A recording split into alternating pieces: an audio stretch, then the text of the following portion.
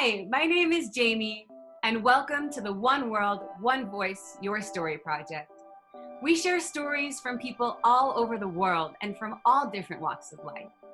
Because here's the thing, no matter where you are on this wild planet, and no matter what journey you have already been on, we all have our own unique story, which brings our own unique perspectives to the table.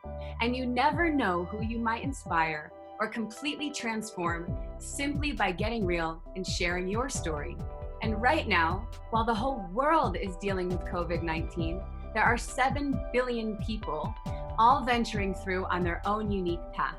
So drop in with us to hear some of these stories. And on that note, sit back, relax, and enjoy this episode of The Corona Diaries.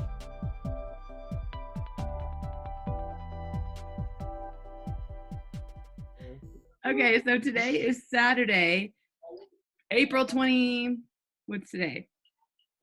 Saturday, April 25th. I guess. Holy moly. Somehow we're already almost through the month, which is crazy. Today's Saturday, April 25th, and I would love to know, who am I sitting here with today? So if you could tell me, what is your name? How old are you? Where are you in the world? So geographically, where are you? But then physically, where are you? And what do you do? So my name is Samson, Samson Gotti. I'm so October this year will make me 21. So I'm 20 now, and I'm a software engineer. I work on a project at the moment called Open Source Community Africa. So it's a kind of like a group of community of people that love the term open source, open technology, open hardware, and just trying to make sure that we have people within Africa to do amazing work around the ecosystem. As regards to where I am at the moment, I'm in Africa, Nigeria, Port Harcourt. So I'm in the city in Nigeria called Port Harcourt, which is on the southern part of Nigeria, while Nigeria is on the western side of Africa. Yeah. Okay, cool. How far are you from Lagos? So by flight, 45 minutes. 45 minutes by flight. By road, about 10 hours plus. So by road, It's longer, like 10. Yeah, that's crazy. Yeah. It's pretty far though. And can you just spell the name of the town that you're in? Or will you put it in the chat for me so I have it? Okay. So it's let me see if I can drop the second chat.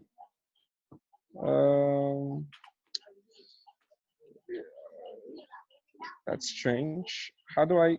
So I'm actually calling my mobile, so I'm trying to see where. I'll type it then. Just tell me how you spell it, and I'll type it. Okay, so ports, like airports. So ports. Okay, port. Yep. Port Harcourt. So Harcourt, Har, then courts, like courts, hike. Yeah, Port like Harcourt. Going to court, like this. Yeah, great, that place. Perfect. So it's so just like Lagos. So Lagos, the name is actually Lagos because it's Portuguese. But then Nigeria is an English-speaking country, so they call it Lagos. So it's more of Lagos than Lagos. And then the next city with a different name is Port Harcourt, which is I would say kind of like the since Nigeria is really big in terms of like petroleum and gas, oil and gas. So this is the city where you find all the industry. Yeah. Oh, okay. So you're a big oil and gas town, city. Yeah. So this is the biggest oil and gas town. I think biggest in Africa, I guess. Yeah, I guess in Africa. Wow. Okay. I'm glad I asked you about the town because I had no idea. Wow, that's so interesting. Yeah. Okay. It's not as large as Lagos. Lagos is obviously the business, more commercial area than Port Harcourt is more industrial, while Lagos is more commercial. Lagos is about probably double the size by number, by population, but Port Harcourt is much larger, but smaller in terms of population. Yeah. Okay. Interesting. Yeah. So you said you're 20, about to be 21. Yeah. When's your birthday? Yeah. October 31st, 2020. So and the funny thing is, this will be the first time this is gonna be the first time that I'm gonna be in Nigeria for my birthday for the last 3 years. So the last 3 years I've been traveling because I travel a lot, a lot of times. So the last time I spent my birthday, or when I was home for my birthday, was in 2016. Because in 2017 I was doing this stuff with Google, so I had to travel to Mountain View sometime around 2017. So I spent that week of my birthday somewhere within the US, and I think sometime around 2018 I was doing had a so I travel a lot. I represent some communities, so I go sometimes I speak at conferences. So I think in 2018 I had similar activity, but in the UK. So I spent my birthday in the UK, and in and then I think recently in 2019 I was in France for a project that I was working on. So they invited me to come talk about project I was working on in Africa. So I spent it was actually 29th was actually the coolest because it was in Paris. So I was like, hey, what a great time to see the Eiffel Tower, right? And Of now course. 2020, thanks to coronavirus and all that stuff, like yeah, I'm gonna be home this time. You know, Yeah, uh, you yeah, sound like first of all, like a really interesting person. I'm like, shit, I want to know all these things that you're doing and speaking at. And then second of all, I just love that you travel. You're like me. I'm a nomad. I have not yeah. lived anywhere permanently in 2.5 years.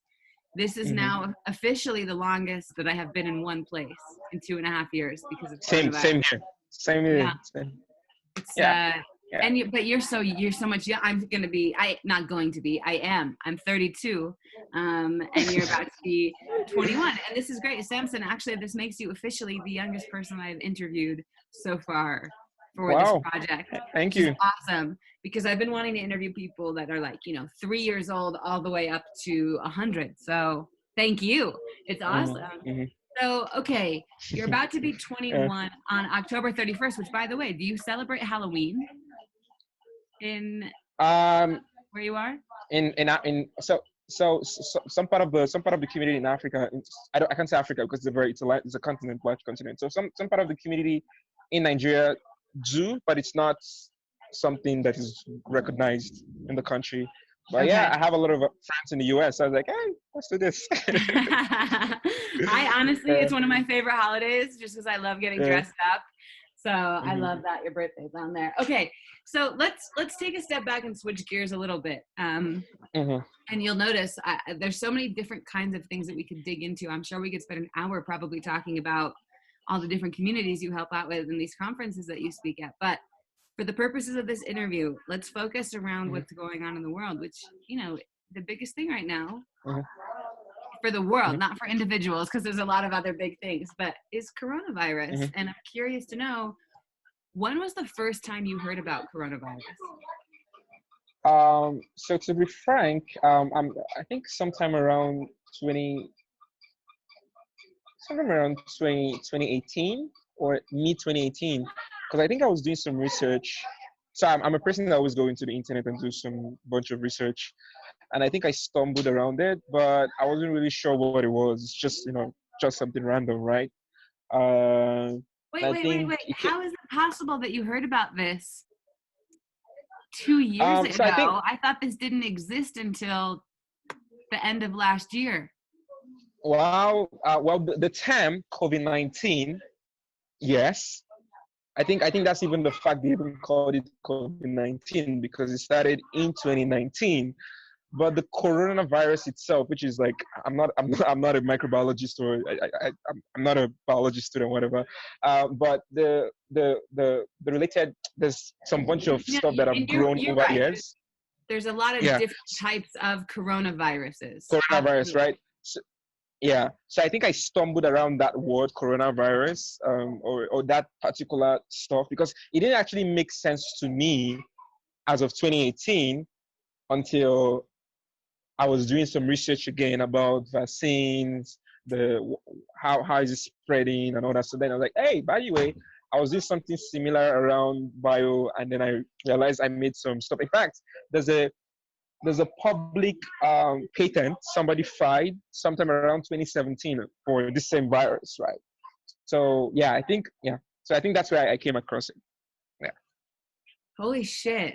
I mean, okay. And now you are officially the youngest person that I have interviewed, and you are the person that knew about this virus itself, not COVID-19, but coronavirus, and had this research before. Mm-hmm. This is very interesting to me. Clearly, you are a really, really freaking smart person. No, I'm not. Okay, so okay, you heard about the coronaviruses, that family of virus, all of that when you were doing some research in 2018. Mm-hmm. When do you remember first hearing about like COVID-19 and this particular like strain of the virus and the pandemic starting? So this is not sponsored or anything. So I use an Android phone, and I have this app that kind of, it's actually a Google app actually, but is I think it's on most high-end Android phones.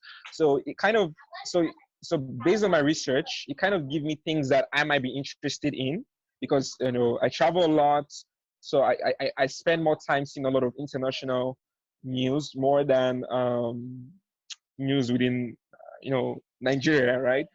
So I think at some point, sometime around, I'm not sure exactly the time, but I know late 2019, there was a news from China that says there's this crazy thing happening, but I don't think it was kind of coronavirus.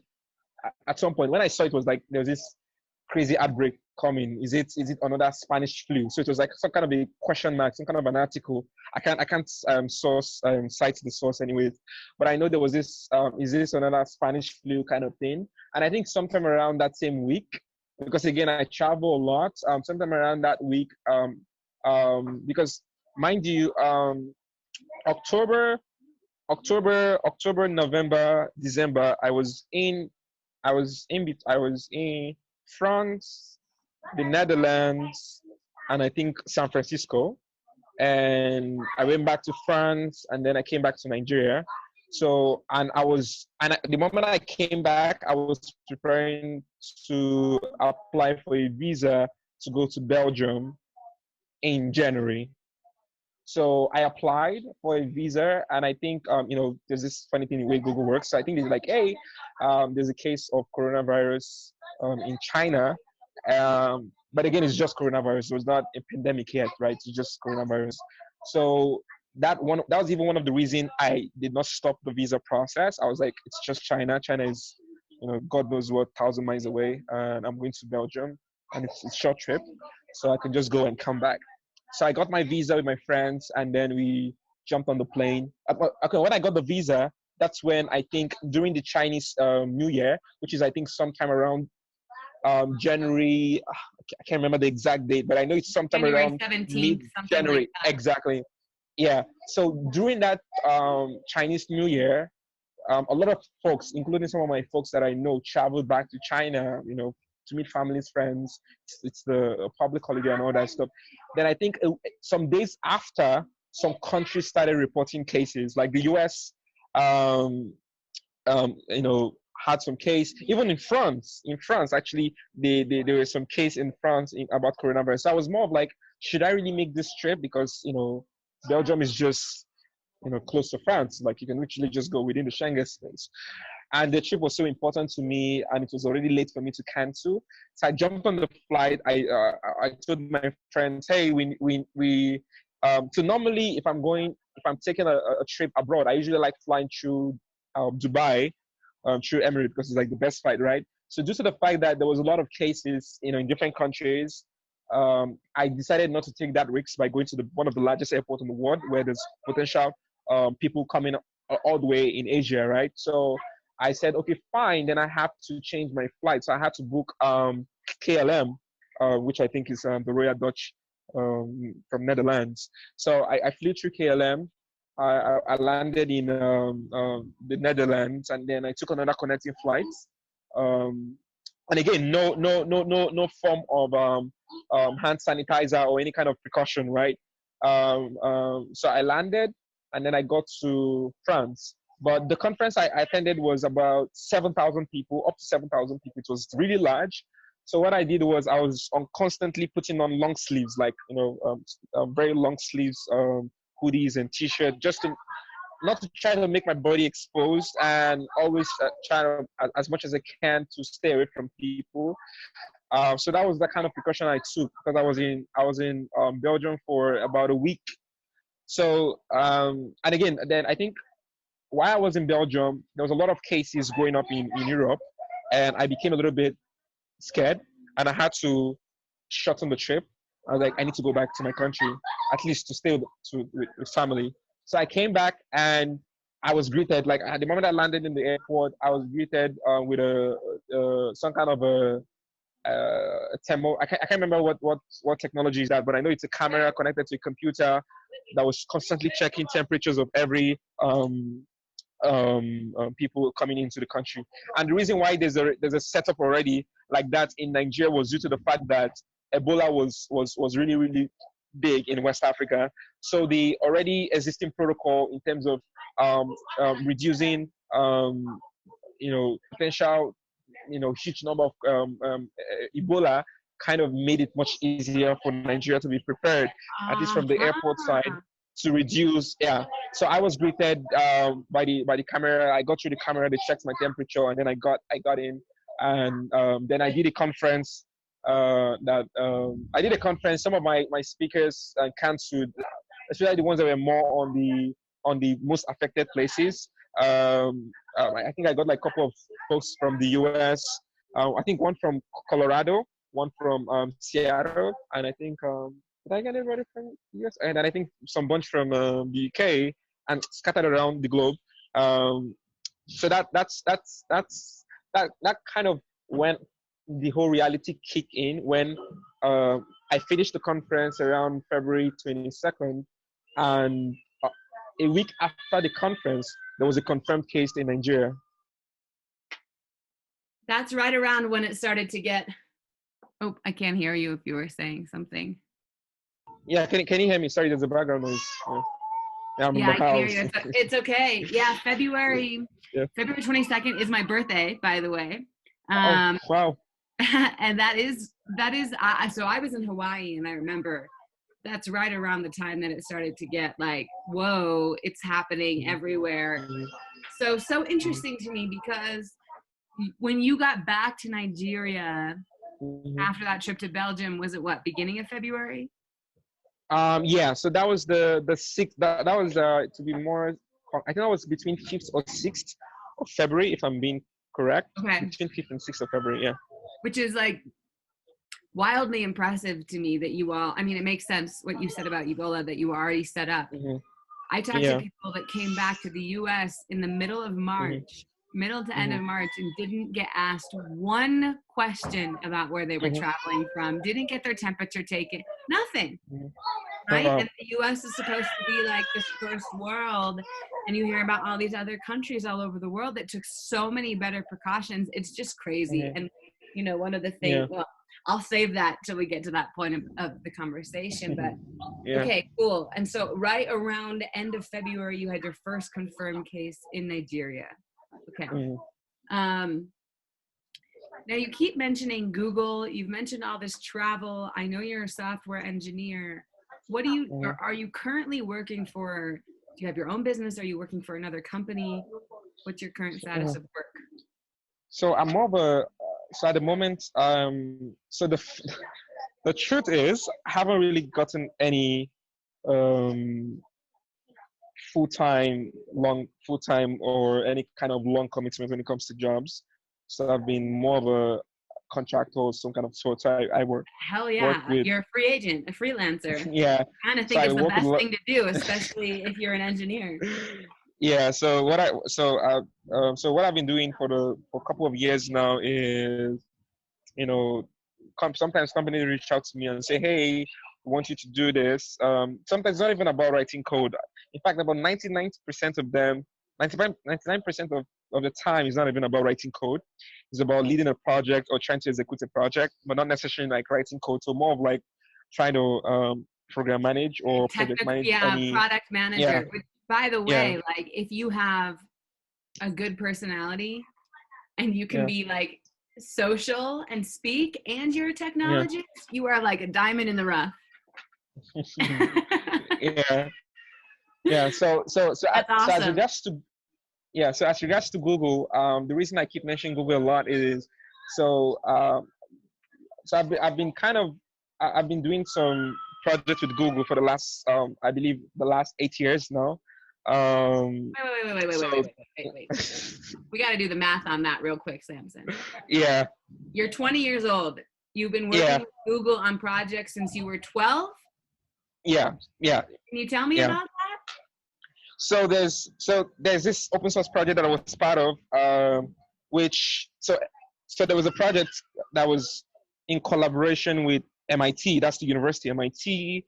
Um, Within the MIT, there's a two projects that was kind of hosted at MIT, which called the One Laptop Per Child. I don't know if you're familiar with the One Laptop Per Child project.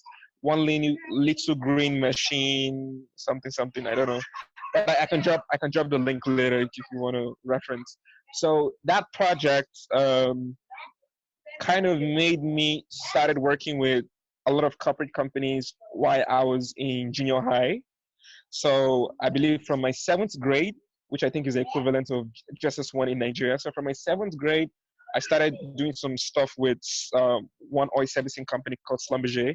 So what I was doing at that particular time was to um, work with the Nigerian Academy of Science and train high school students on how to work with things with Arduino, like trying to write programs like C, Java, and Python. So I was working on a project and I eventually started working with the software I was using called Sugar. And that the Sugar is like some kind of a desktop environment like your Mac or your Windows.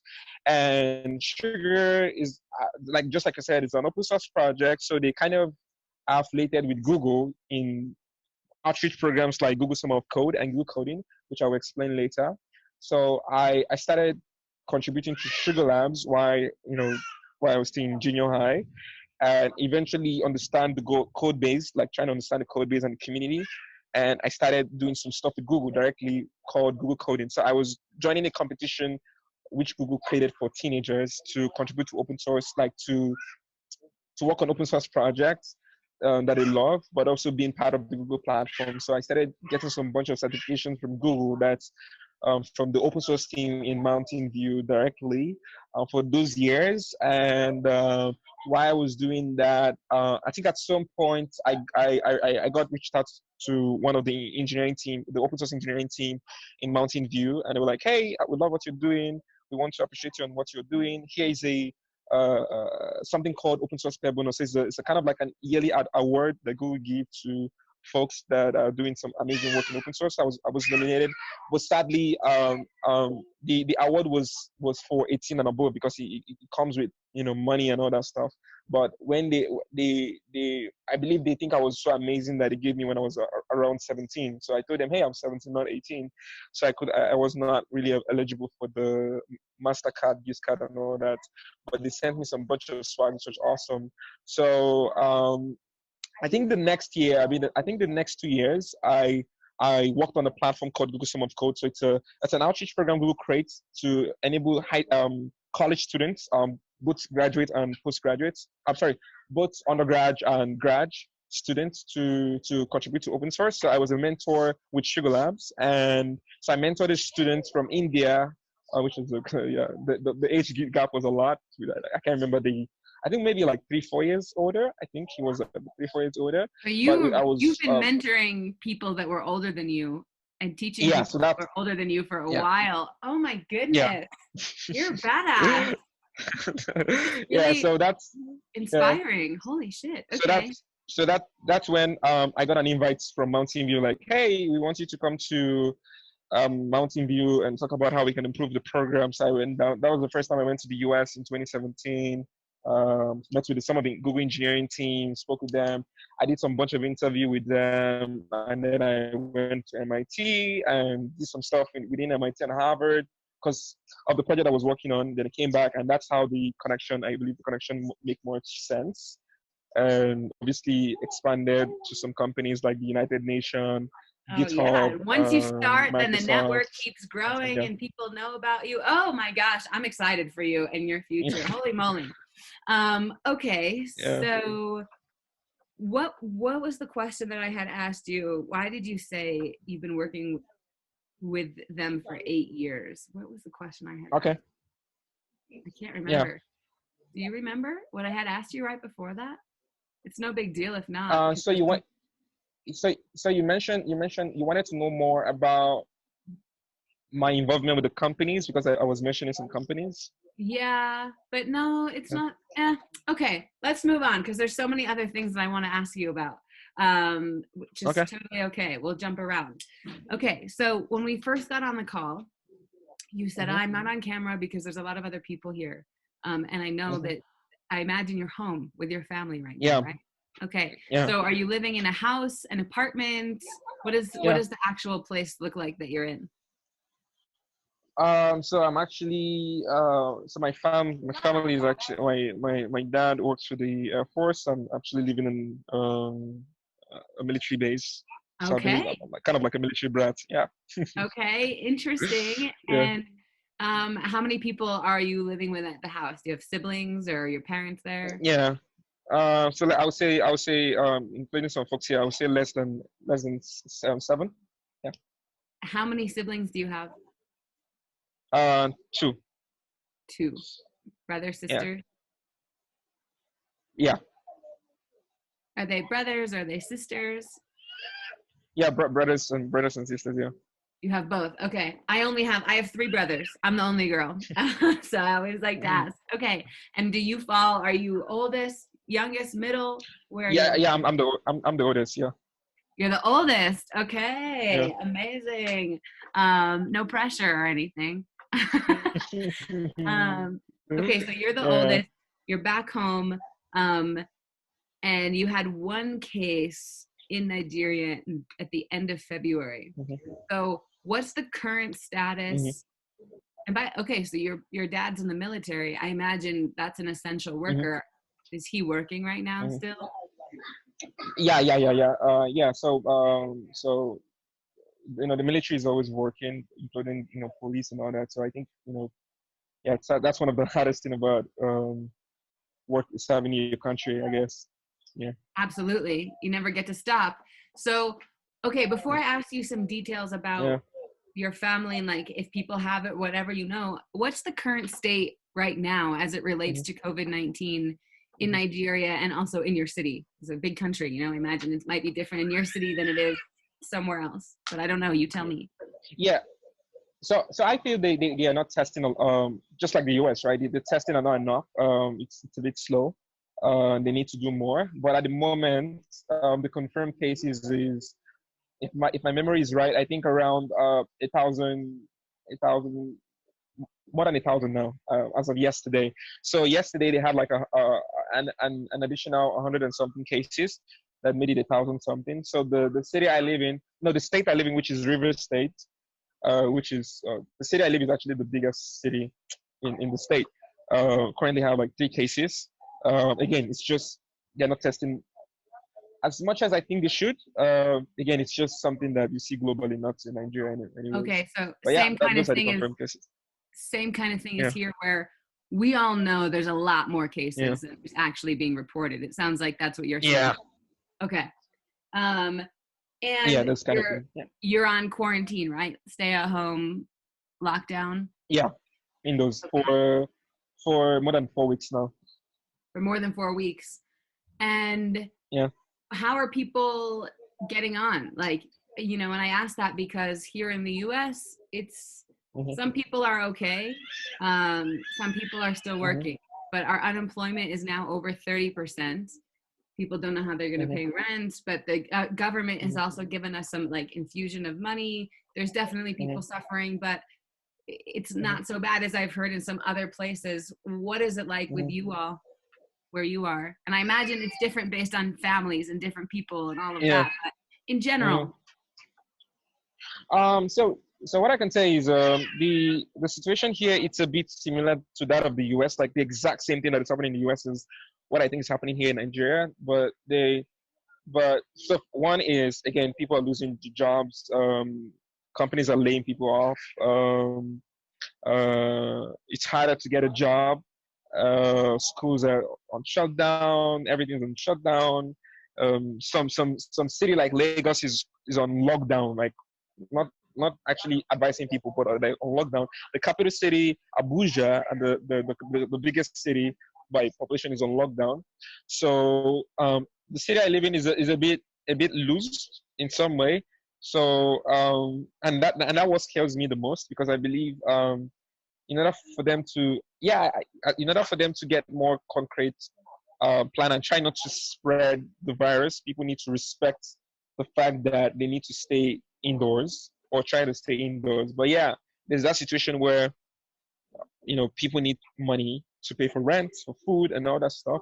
And I think what the government is doing right now is, I can't say because I'm not one of those individuals that they see being qualified to support. Um, I don't know how they are looking at that in any ways, but again, I don't depend on the government. I have my own money and all that. But I think what they're trying to do right now is they're trying to focus on the ones that can't survive without any sum of support on under 24 hours. So they're trying to give some money to some folks in countryside, like villages and countryside. Um, some provisions like food stuff and some money. But I don't think it's very effective. I'd say as that of the US, but it's something that they're trying. But I could imagine the fact that just like the US, Nigeria is also suffering from the reduction of crude, which is like the US is below $0 per barrel, and Nigeria is like less than $20 per barrel. So there's a lot of economical crisis right now going around that I can see where the solution is coming from. But I believe that they have the ability to do more, but they're not doing. They're more relaxed. In fact, the chief of air staff in Nigeria actually died from COVID-19 because he traveled from he came back from Germany during I think sometime around February or sometime around March. He came back and he was tested positive, and I think he died and got buried about 2 weeks ago.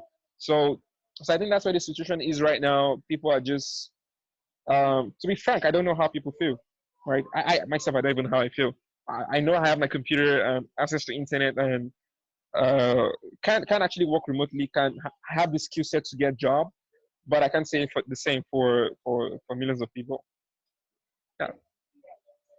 Yeah, it's really like kind of overwhelming and scary Yeah. when you think about that. And you're right, you are lucky. You have a skill that probably for at least the next 5 years, I'm going to be really conservative with what I'm saying. Mm-hmm. You're not going to have to worry about finding a job. Mm-hmm. You are needed all over the world, and you have a skill that you can work remotely, and people need technologists, period. But there are so many people that don't have that skill, that cannot find the job right now. And you're absolutely right. And to have that feeling at your age is amazing. I mean, imagine if you had a family and kids of your own. It'd be quite a different feeling. Okay, interesting about what you said about, so he was a pilot, or he was in the air, like, who was he, that guy that you said died? The Nigerian that went to Germany? The chief of air staff, the chief of air staff. Chief of air staff. Wow. Okay, so there was like a bunch no, of the chief of staff. Sorry, not chief of air staff. Sorry, chief of air staff is for the military. The chief of staff. Every president have a chief of staff. Oh, the president's chief of staff. Wow. Okay. Yeah. Super interesting. I'm lost my train of thought. Oh yeah. Okay. So there were all these speculations and rumors, at least in the US. Okay. That's the perspective I can speak of, because that's the country that I happen to be in and where my background is, where I've been the entire time since things got serious, if you will, is the feeling that, well, in Africa, and like you said, it's a continent, okay? It's huge. It's kind of hard to say for the whole continent, but what they were saying is that in Africa, because there was, and specifically malaria, okay, anti-malaria Mhm. drugs, that there wasn't Mhm. coronavirus, or that it wasn't a risk, or that there was like a vaccine, or people were here. I mean, what were you hearing actually from the inside of, you were in the continent, right? You're in Africa, country of Nigeria. Mhm. Have you heard anything about that? Mhm. Do you know anything about that? Um. So what I can say is so again, it's something that most people don't really know the origin of. Like people don't know what's even today, people don't know what coronavirus is, right? And that is something that the government is investing on, trying to see how they could make people know through media or television or something, or through SMS. Like I keep getting SMS every day from the government saying, "Hey, you need to wash your hands" and all that stuff. And Oh, interesting. yeah, but at the same time, I believe that countries like the US is kind of also responsible for making people panic a lot. First, the numbers is growing crazy, right?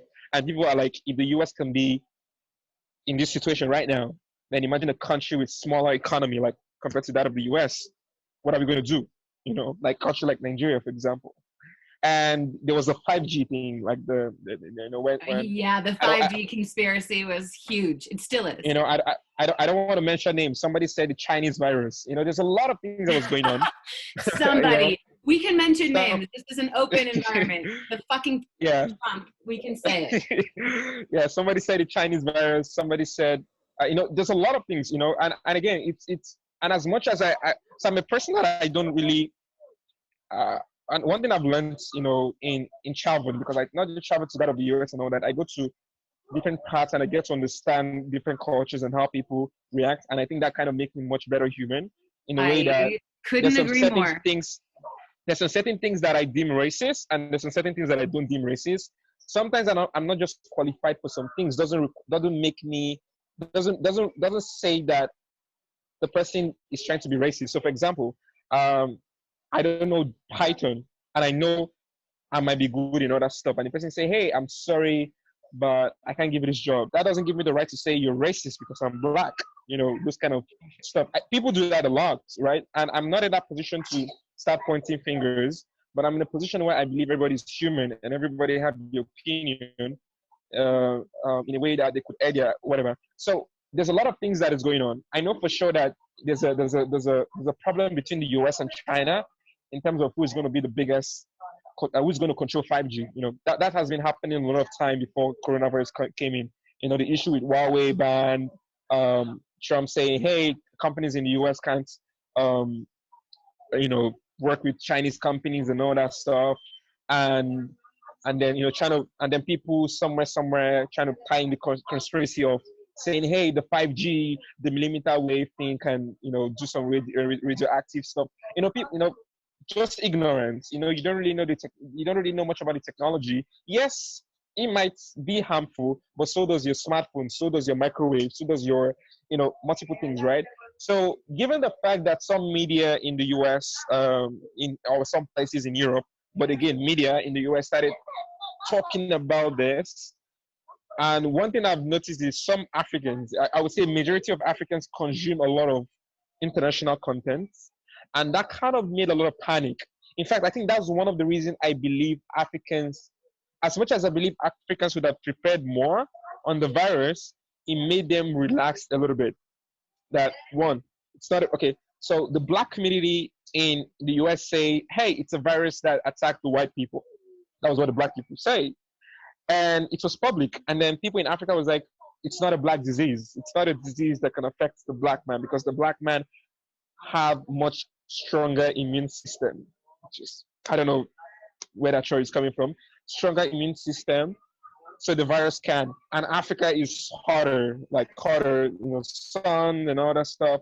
And there was some kind of a theory that the coronavirus can survive in the surface with a heated temperature in a particular duration.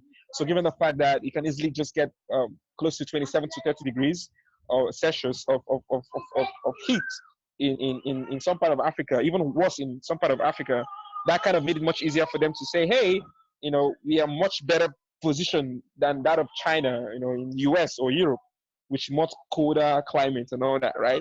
So I think that kind of made it. That's one of the reasons why all these things happened. And I believe that's one of the reasons why this number keeps growing, because of the ignorance of the people.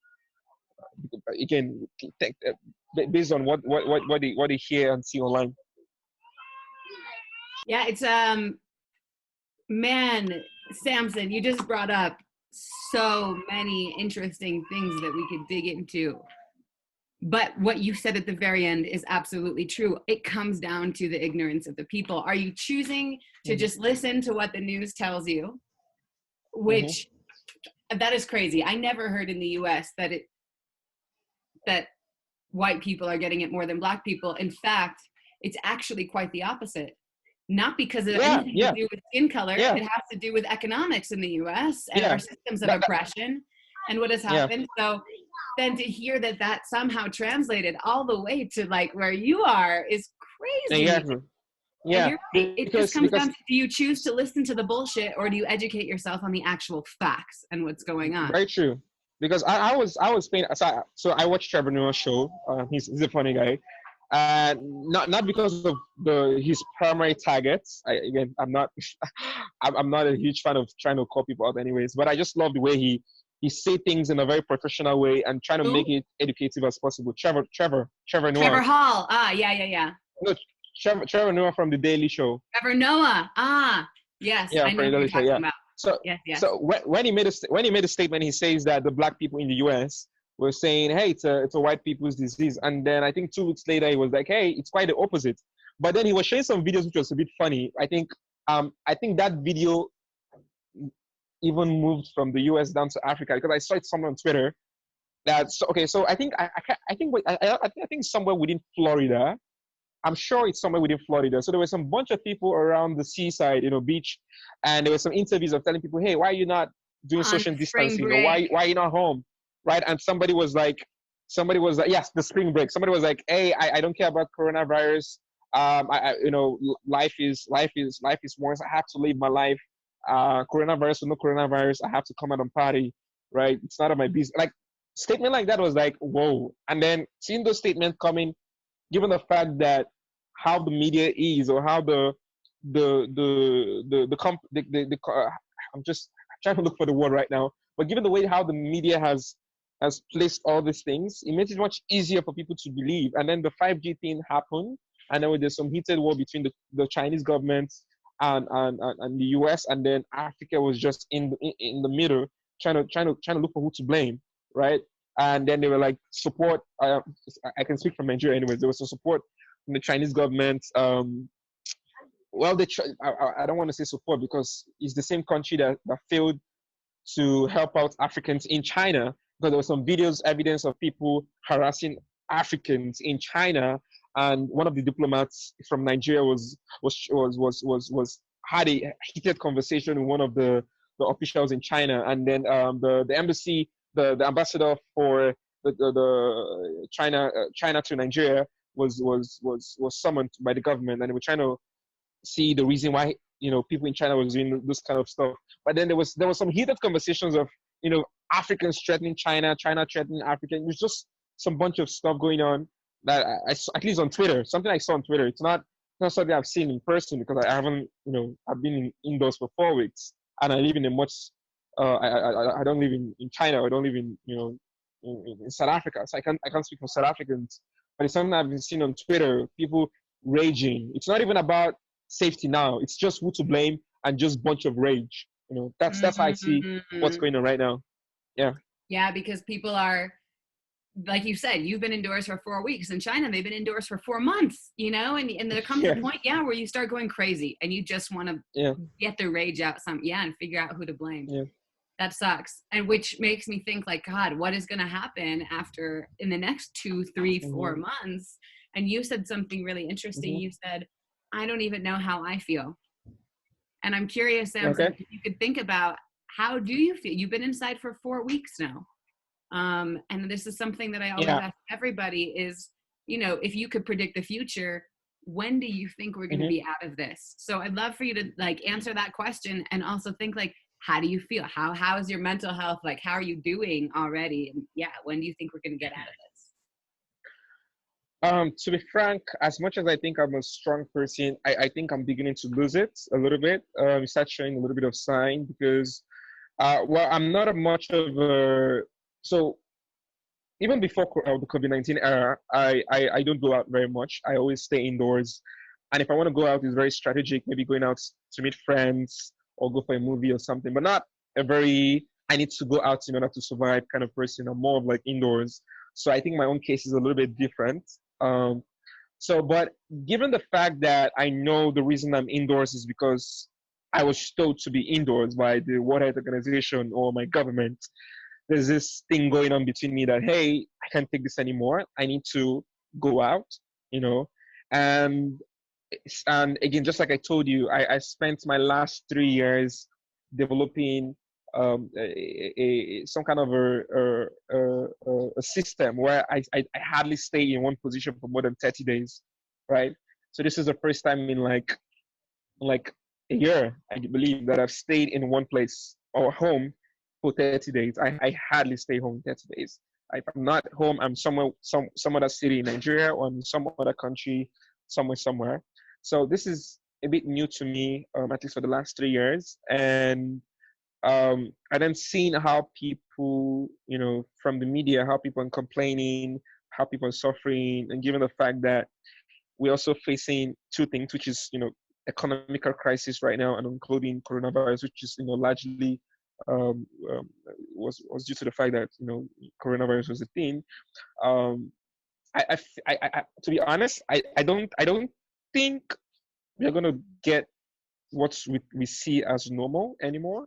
Um, and I'm gonna say this in a very strategic way. So first, in the tech space, I've seen companies that says, "Hey, I can never hire you remote," or "We can't afford to do remote," or "We don't have a team that is on your time zone," or something. Just some kind of an excuse trying to justify why remote work can't work, at least not in this era.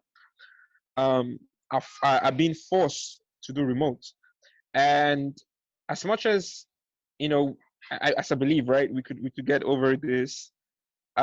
It's going to take a lot of time for them to come back to that office job, or trying to see reasons for them to be more, you know, restricting when it comes to flexibility of how to work, and also like people are going to see the value of their skills, right? How marketable their skills is, and how valuable they are to the industry, this current industry, right? And if you look at it very well, like if you pay attention to the numbers of people losing jobs, it's kind of like less from tech, but more into hard labor jobs, like something that require you to, for example, like a flight attendant, or school teacher, or something that you can't, something that is not strictly tied to a computer, because again, in computer you can always do things remote. Even you can always go back home, and your manager can call you 12 a.m. in the night and say, "Hey, Samson, I want you to fix this," even without coming to the office. There's an option already. So I believe that this shows that there's going to be a lot of revisiting. So this is the year, or this is the era, at least from 2020, that there's going to be a lot of revisiting. Company and countries revisiting their health options, trying to see how flawed their health system is.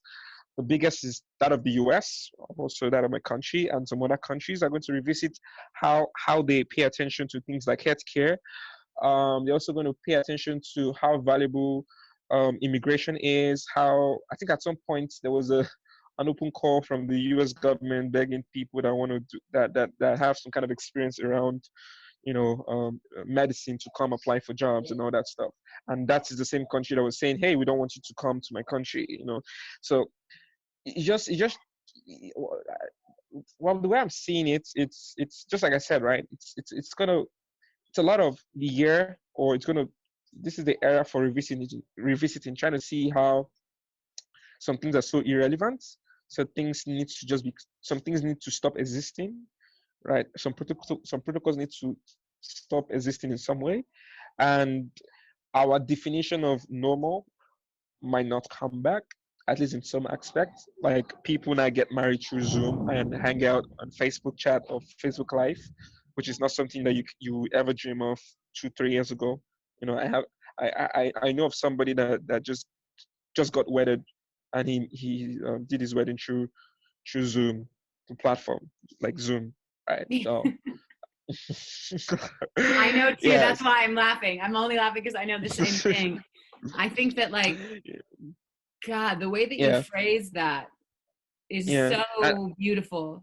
The and revisiting, the era of and revisiting. and and schools, the options of you need to, there's always this, when people bring out the idea of, the world is going to be remote, the world is going to be in a position where you don't need to be in a place. That's even the essence of 5G, meaning 5G is going to be is going to be so matured in a way that a doctor don't need to be in the hospital to conduct a surgery, given the fact that the latency of 5G in terms of doing things like IoT, communicating or maybe staying indoors using a tablet by communicating to a surgical machine to conduct a surgery, you know, it's so possible because of the latency of 5G, right?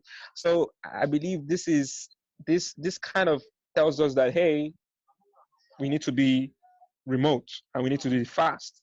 Schools, universities, schools that tells you, hey, you need to make sure that your first year you need to stay in campus, learn student life and all that stuff. That might not happen anymore. It's a lot of things, and some schools that did actually have an online platform are actually suffering it right now. I can see some in Nigeria. They're actually struggling trying to build platform to cater for the online presence. So that's how I view post COVID-19. Yeah, I mean, I think that like I said, I like the way that you phrase it, because a lot of people have said, I don't think that it's ever going to go back to what it was normal. There's no normal as we knew it. Some people are Mm-hmm. dying for that because they're afraid of change. I don't think it's possible. And by the way, I don't really want to go back to the way that life was. As you said, there's a lot of issues that need to be addressed. And I think that we do have an Mm-hmm. opportunity to revisit and create something new. And by the way, on a global scale, a global Mm-hmm. economy could potentially be Mm-hmm. revisited or relooked at, especially when you think Mm-hmm. about oil and gas. I mean, the price of gas here is Mm-hmm. so low. I can't remember the last time I ever saw it low in my entire life. So Yeah. anyway, you usually something that I ask people is, what good are you already seeing come out of it, and what good do you think will come out of this? I think you've already answered some of that, but I'd love Mm-hmm. to know if you have anything to add. And this could be like, what good are you seeing come out of, like, your friends, family, local communities, Nigeria, Africa, the world, and like, what good do you think is going to come of it? Mm-hmm. So first, in terms of family, what I've noticed globally, I think of what I've seen globally is the demand of how people want to how people lose the value of connecting with people without having some kind of a technology interference. Like, we always stay within this bubble or this kind of shield between you're always one call away or you're always one Skype away. You don't necessarily need to visit your uncle, but you can always just say, hey uncle, how you doing? Happy birthday. I just sent your gifts through DHL or through UPS or something, right? And now we know that we are in a position where we can just go extinct. Everybody's scared. Some people are actually thinking the world is going to end. Some people, not everybody. That translates to people now trying to crave for attention. I think that's what I've seen Mm-hmm. in the side of the world. I've also, pay attention to, like, there's been some services. Facebook just announced, new platform to connect with people. So there's this demand of connecting with people, which is a good thing, because I believe that WhatsApp, FaceTime, all these things have kind of like, maybe I don't I use it. It's not like I don't use it, but I think sometimes there should be a time where you see the need to meet with person, and there Yes. should be a need to FaceTime somebody and not make it a normal thing. It shouldn't be normal. It should be an option, but not Yes. normal. I don't know what is normal. There's no Yes. normal for me, right? It's just a trend. It's a league of trend, not normal. So, and normals and things like trend comes and goes, and coronavirus is just telling us it's time to start living that life. So that's how I see in terms of family. Then in terms of economics, this is something that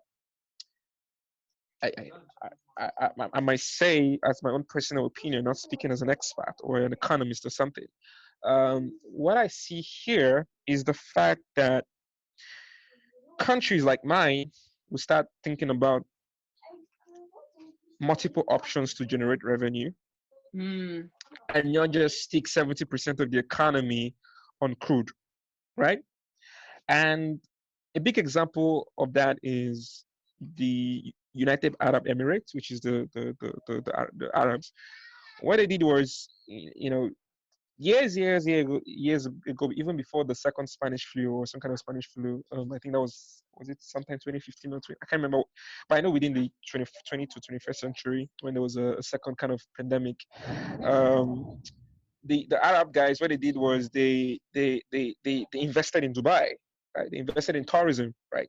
Took all the oil and the crude oil revenue and then made a mega city to the point that no city can actually match the state of the art when it comes to how great and how awesome Dubai is. And given the fact that most of the stuff in Dubai is actually artificial and not natural, right? And yeah, successful in airlines and all that stuff. So I think it's time that companies, not companies, sorry, it's time that countries, presidents, decision makers, world banks, people that are in charge of, economics or anything that has to do with countries' GDP or anything, might start look for ways to, get revenue, invest in their citizens, give citizens the ability for them to do awesome stuff. And now this particular one that I want to mention is something that I actually see it as a good thing. So one of the stuff that I've been doing, even when traveling, is talking to companies that, hey, as much as I love you trying to win me over and trying to tell me to come to the US to get a job, it's great. I love the US. US is a great nation, right? In some aspects, not everywhere actually. In some aspects, I love going to the UK. I love going to other places, but I love my country more because again, there's no place more than home, right? But it's so the system is so broken in the way that you need to migrate to get a job. That should be an option. That shouldn't be a normal. Like it shouldn't be the normal thing to do. It should be an option. Like companies like GitLab, GitHub, give you access to remote jobs. But I can't say the same for the bigger companies. Even GitHub can hire in some in some countries, but given the fact how complicated countries are when it comes to laws and all that stuff, it's so hard for them to hire from countries like Africa. And the reason I'm saying this is because personally, I've been doing stuff with GitHub as of 2019. I don't know if you know GitHub, the platform that hosts codes. I don't know if you've I know well. I heard used to about work for GitHub. Stack Overflow for a couple years. I know Okay. tech scene very well. Wow, awesome. I actually met some of the Stack Overflow team at the GitHub Universe because I spoke at GitHub Universe in 2019. Yeah. Cool. Yeah. So yeah. So when I met with the now the CEO of GitHub and the COO, what I did was I asked them a bunch of questions. I was like, this is awesome. There's a bunch of people in Africa that are qualified for this job. Not me, but majority of the people that are smarter than me or people that are way ahead of me when it comes to experience and all that. But they can't because they don't have the ability to get a job. Even if they get a job, there's the second devil here, which is the immigration policy. Mm-hmm. The US is not very friendly right now with some countries, particularly in Africa, particularly towards Nigerians, which is more of the US problem than Nigerian problem, anyways, because it's not affecting in anyways. Oh. So now people know that you need these people to get this job, but at the same time, COVID-19 just shows you how less important it is for you to really fight for immigration if it's not necessarily necessary in some way. Like if I'm doing a DevRel role, I'm not really required to work from the office. But if I'm doing something, let's say I'm the COO or something that has to do with the leadership team or something that I can't stay away from the HQ, then that is justifiable, right? But something that is it's so easy that you can work from home, then that should be possible. So And why I'm saying this is I did a conference in one of the reasons I've been traveling from the last 2019 to 2020. I did a conference called Open Source Festival, and the idea was to showcase the talent of Africans to the world, particularly into the open source space. And guess what I was trying to do? I was trying to make sure that I get support from companies within Nigeria to support this event, even without trying to go internationally. And I tried, I failed. I couldn't get enough money locally. It was so hard. There was a lot of crazy process that I hate doing. I believe if you want to give me money, you do it. If you don't want to, just tell me so. Don't tell me, don't try to sugarcoat things. Just tell me straight to my face. I'm used to. I'm part of an open source community. I've seen people. How people can be straightforward. I've met multiple people. I know the Dutch people. They can be so strict, and they like Yeah, the tell you Dutch things are to the your most face. straightforward. I love it. They tell you Love it. things to your face. So I'm used to multiple cultures. You can't try to be emotional about things about me. Like I know if you don't want to give me, it's your stuff, right? So what I did was I tried to pay attention to some of my connections. So I was more of like asking based on connections.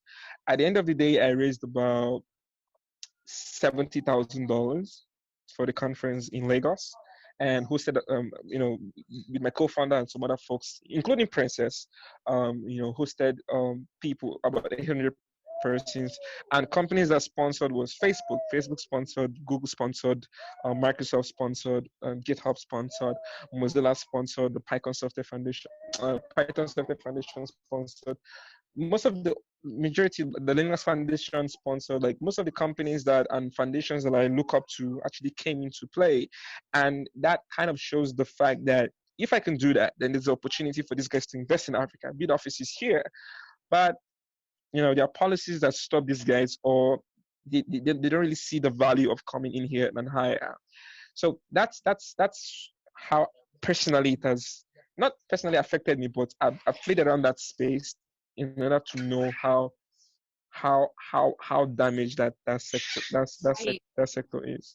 I'm very excited for the future of the workforce for those reasons. I'm a remote worker myself, one of the OGs, and I'm a salesperson. I'm not even in technology, right? Like I'm the one making all the connections, doing exactly what you talked about. And I've been able to do that all over the world with people all over the world. You don't actually have to be in an office. The transformation of the workforce is going to be really interesting. The opportunities that people are going to have. There's no company in the world that can say remote work doesn't work after this experience. Yeah. Right. Yeah. So it's going to be really interesting to see what happens. And I hate to do this. I'm looking at the time. I have another interview in 9 minutes. So you've been amazing to speak with. I could have talked to you a lot longer. The one thing I do want to make sure I ask you is that as of today, as of April 25th, 2020, do you know anybody that's been diagnosed positive with COVID-19? So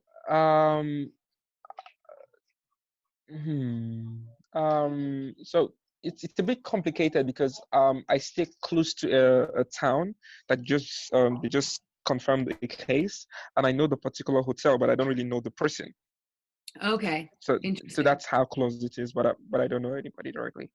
Okay, so indirectly yes, but no, nobody in your actual circles. Okay, got it. Yeah. I hope it stays that way. Yeah. Is there anything else that you want to share about your experience living through this as of April 25th, 2020? Anything you want people to know about Nigeria? Anything about your own particular experience? Or nothing? It doesn't have to be anything. Yeah, I think it's just I believe everything that I'm going through right now, or what Nigeria is going through right now, is something that every country is going through. It's just the matter of how they receive it. It's just that's how it is. It's something that everybody's working together. Even enemies right now is working together to try to make sure that this thing goes, and then they come back. Like enemies are becoming kind of like frenemies in some way, if that makes sense. Yeah. So it's really beautiful in that way. I'm kind of excited to see what happens. I think we have to come together. We'll see if we really do. Yeah. So I think that's everything from my end. I'm excited about this movement. It's, yeah, that makes sense. Thank you so, so much.